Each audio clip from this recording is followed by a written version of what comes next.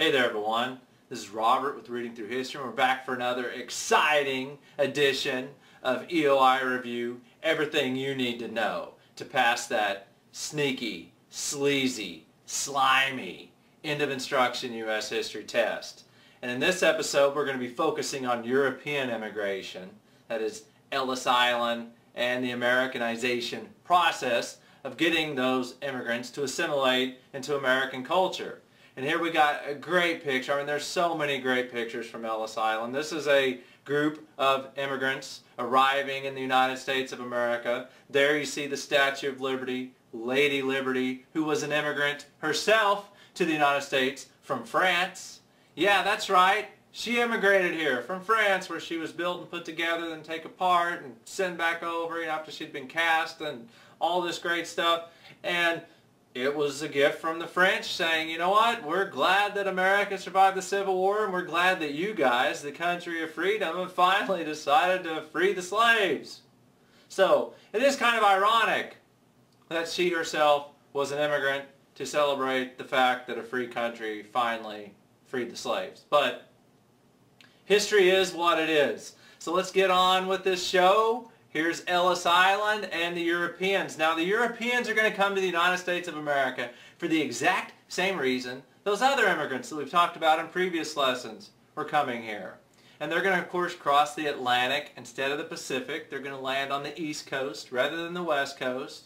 But they too are lured here by a promise of a better life, to get away from the crowded slums and the fact that all the land is pretty much owned by someone else already, to escape religious persecution. And America was seen as a new opportunity for them. So from 1870 to 1920, about 20 million immigrants are going to come to the United States from Europe, and most of them are going to go through Ellis Island. In fact, that's where they're supposed to go to, but more on that later. I'm not real good at math, but you're figuring anywhere from 300 to 500,000 immigrants a year, give or take a few, are going to come here in a 50-year period. And in the 1890s, something very interesting is going to happen. I talked about in the nativist lesson how they thought, the good immigrants from the Freedom Club countries, the Britain, what would today be called the United Kingdom, Norway, Sweden, Finland, those Scandinavian countries, Germany, they thought those were the good immigrants. Well, by the 1890s, that's really starting to shift. And we're getting far fewer immigrants from Northern and Western Europe. Most of them are going to be from Southern and Eastern Europe, places like Italy and Poland. They're going to be Catholic, and it's going to be a little bit of a tougher assimilation process. But fascinating fact of the day, in 1900, the largest immigrant group to the United States of America was Germany. They came from Germany, I should say. That was about 26% of all of these European immigrants. So as I said, lots of them trying to escape this religious persecution, particularly a large number of Jewish immigrants who are going to try to flee from Russia to America. And the ones that actually managed to make it here, this would be pre-Russian Revolution era for the most part. They're going to land here and love this picture. They know hats in Jewish Russia, I guess. But nice looking family there. So others were trying to escape that overcrowding. Like I said, Europe was just really crowded. And there was a lot of famine. I mean, the European population during this century actually doubled from about 200 million to 400 million. There's not enough space, there's not enough food, and it kind of makes me wonder what Europe's going to do with all their new immigrants, because they're kind of going through their immigrant phase right now. And people were leaving Europe in the 1800s because it was crowded. But that was mainly because, the cities were crowded, and as I said, there just wasn't enough land available that wasn't owned by some duke or lord or count or something, after the whole feudal system thing. So the scarcity of land, it's a big driver away. It's going to push people away. There was an abundance of land here in the United States, as I talked about in that last video, when they were building the Transcontinental Railroad. Particularly Germans like to come here and found their own communities, and many of them were farmers. But other groups saw opportunities here as well. You know, there were plenty of jobs. We were industrializing on a massive scale. These huge cities, you know, factories were popping up, and they needed people working in these factories. And the Europeans saw this as opportunity calling. Also just the hope of having an independent life, escaping your past, escaping your troubles. You could come to America. It's an entirely new land, entirely new place, and that's why we were seen as the land of opportunity. And billions of people around the world still today say America is the land of opportunity. And this European, you know, immigration is going to dwindle and slow, but other parts of the world are going to start saying, hey, America, that's the place we want to go. So this independent life, you know, this chance at freedom and opportunity, this was a tasty. They were like, yeah, America, we want to go there. But this was not an easy journey. Now, by this point, we've got steam-powered ships, and that's how almost all of these immigrants are going to get here. You know, remember the explorers and how it would take months sometime to get across the ocean? Now you can do it in about a week. In a week, you know, that doesn't sound too bad, but remember, you're stuck on a boat, on a steam-powered boat. You know, things could break down, things could go wrong. And these places were crowded. I mean, really crowded. And most of them could only afford the cheapest tickets. And what that meant is you're going to get stuck down in the cargo hold, you know, down at the bottom, that level, and they're going to huddle as many people in there as they can. And this is for a week. Now, something I didn't mention in the Asian immigrant lesson, you know, theirs was about a 3-week journey because the Pacific is massive. But this is still a week. Just cram down in there as many people as you could get. And they usually weren't allowed up on the decks because it wasn't thought to be that safe, and you couldn't manage and watch people, and you know, the whole shifting from one side to side, not something you want to do on a boat. So for the most part, they were crammed down there, allowed out, you know, various times, smaller groups of people to get fresh air and exercise. But most of the day, there was no fresh air. There was no exercise. And you can only imagine the smell. How disgusting these places were. And the bunk beds were like full of lice. I like the word louse, you know, when they say you got to de-louse something, you know, kill off all the bugs and stuff. But these places were nasty. These places were filthy. And we're talking just, I mean, you could see the lice and stuff crawling around on them. Not enough toilets. And I don't even want to imagine or think about for a moment the smell or how nasty these facilities must have been on a boat, late 1800s, early 1900s, with that many people crammed into that little of a space. And you can imagine the seasickness and other illnesses. I mean, diseases ran pretty rampant, and a lot of them died on this journey. We don't really know how many, because that would be a massive project, and you can't assume everyone kept, you know, accurate records and such. You know, we did want to be known as, well, our ship is a rolling death camp, but lots of people died on this journey. But the first glimpse of America, you know, this is the time they actually would allow people up on the decks of the ship. Quite oftentimes bands would be playing, you know, like American patriotic music, and they would go out onto the decks of the ship, and they would look out across the water, and there they would see her, the most beautiful sight they had ever seen, the Statue of Liberty, just shining like a beacon of liberty and freedom on the horizon, saying, yes, you are welcome here. I mean, you cannot imagine what that moment must have felt like, because at that point, they knew they had made it. Or at least, if you make it this far, interestingly enough, for all that nativist talk and everything, you know, the unwelcome, not liking the immigrants, if you made it this far, it's a 98% chance you were going to get to stay. And I would say that's a pretty high success rate. Now, where are they going? Ellis Island. Now, originally these immigrants were taken to a place called Castle Garden, but it wasn't big enough to accommodate all of the needs and this huge number of people that are going to be coming in. So they moved to this place called Ellis Island, right there in New York Harbor, and you can see they're the guys sitting there giving the inspection, like, oh, as soon as you would get off the boat, you would have to be inspected. You know, because they didn't want you to be carrying any funky diseases or anything like that. So you had to pass this inspection at what was known as the immigration station, which essentially was, that kind of has a nice ring to it, immigration station. But basically, Ellis Island. This usually didn't take very long. I mean, in reading about this, I was kind of shocked. The difference in treatment between the Chinese immigrants at Angel Island and the European white immigrants at Ellis Island is kind of staggering, especially when you consider there were so many more European immigrants.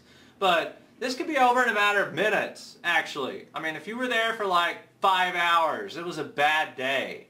I really didn't know that it was this quick of a process, but about 20% of them would be detained for further either medical examination or government inspection, because you didn't want radicals coming in, you didn't want dangerous people coming in or criminals.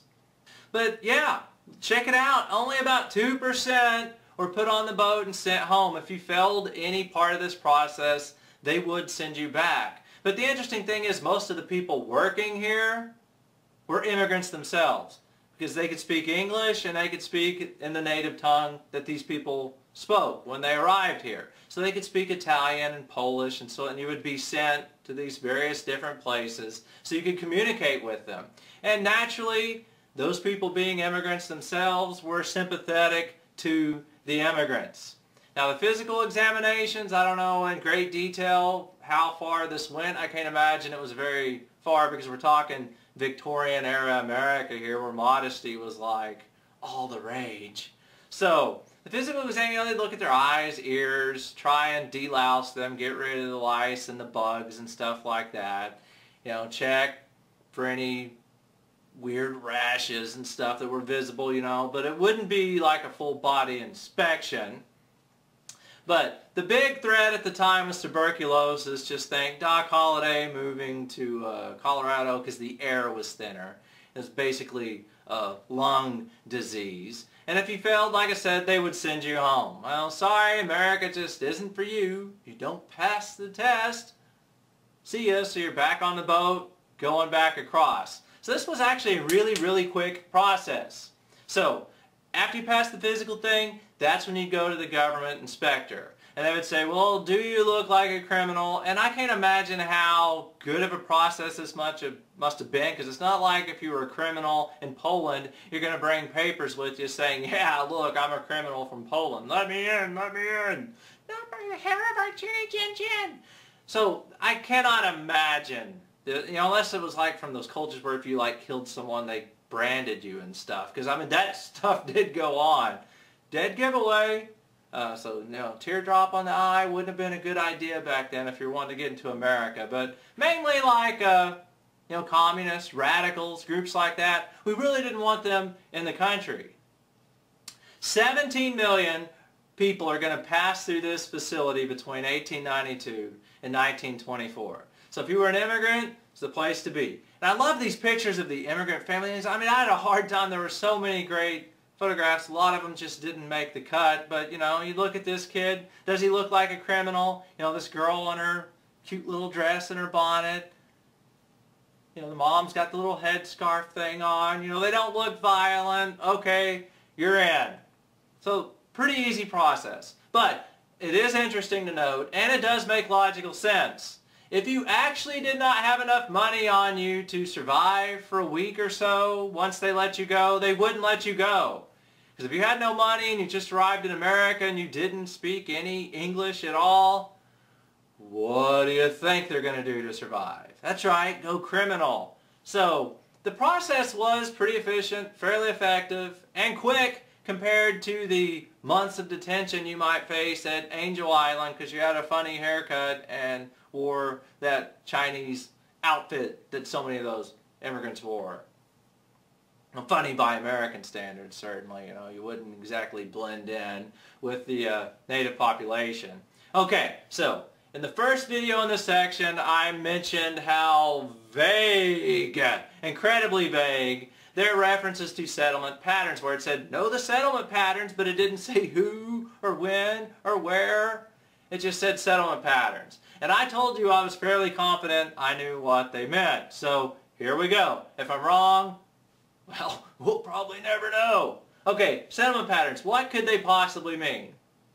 Well, in that video where they were building the railroads and stuff, I told you, you know, people were moving out because of the Homestead Act and there was the free land and that's what was bringing people in. Well, by the time Ellis Island and those places really heat up, that's kind of slowing down. The railroad companies and the lumber companies, you know, they have all the land that the people didn't, take, and there's a lot of land that just isn't arable. So, the immigrants are still coming in though. Now, where are they going? They're going to focus now in the major cities. Because just when all that free land became available, slowly after that the Industrial Revolution really heats up. And next thing you know, we got new farming equipment and things like that. And this new farming equipment makes farming way more efficient, way less farmers are needed. But then Thomas Edison's going to come along with the electrical power plant, and these cities are going to start firing up factories that can basically run 3 or 4 shifts a day if they wanted to. And usually 2 or 3, but when I say 3 or 4, I mean they're just people coming and going constantly. But, you know, these would probably be 3 8-hour shifts if you really wanted to do that. And, hey, more time to work, that means more productivity. That means prices go down. That means we need more workers. That means we need more jobs. Now, where are these factories? They're in the cities. And people who aren't going to farm anymore or fail at farming, they're going to move there. African Americans from the South are going to say, you know what?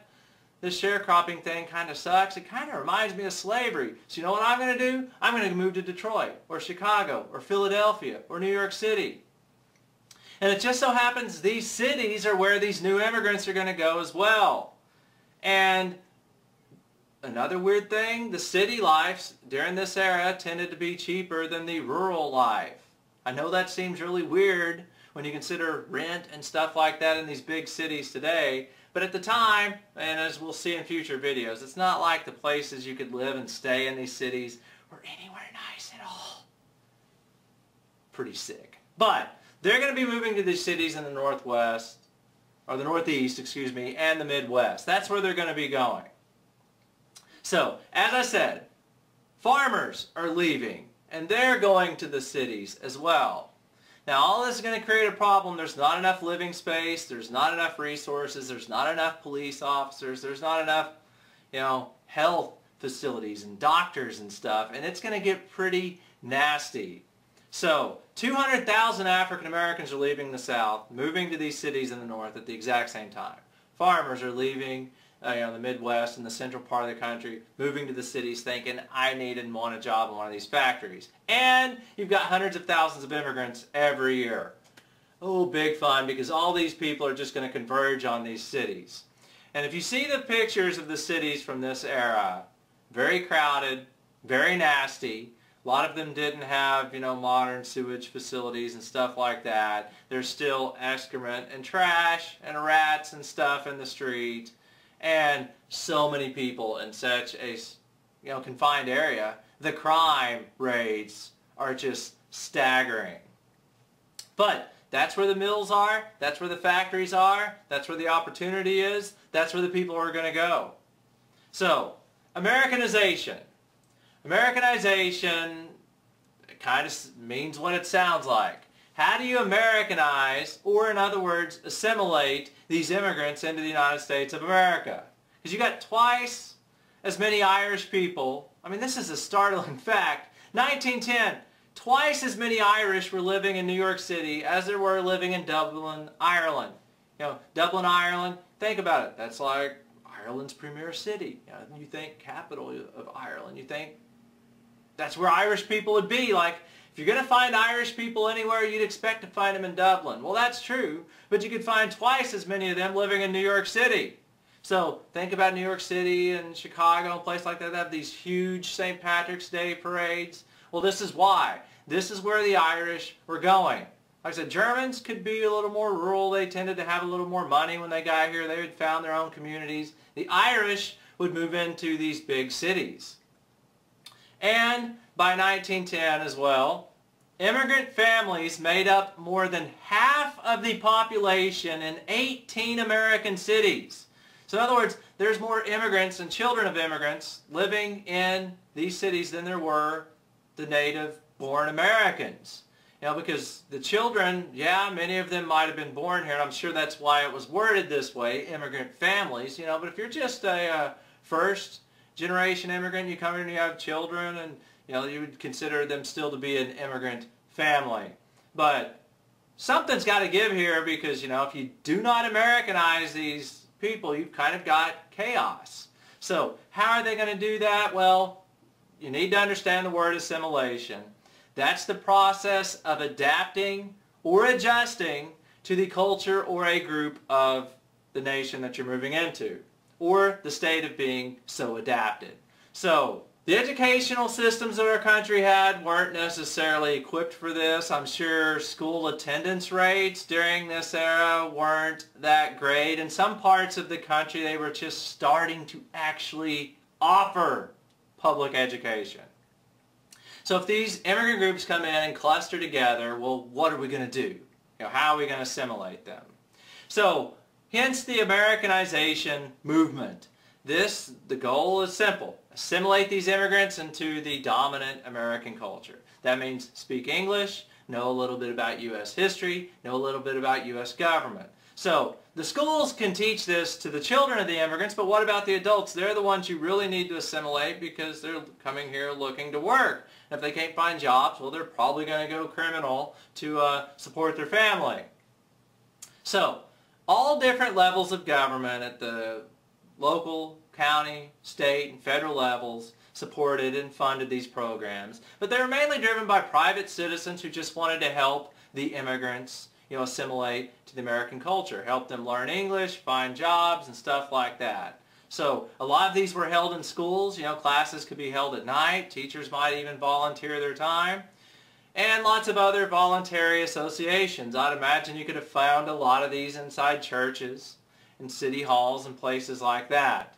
So as I said, English, that's kind of essential because if you're really going to succeed in this country, you do need to understand and speak some English. U.S. history, well, that's where you learn what being American's all about, the American history experience. If you don't know American history, it's kind of like you've got amnesia of what your country is.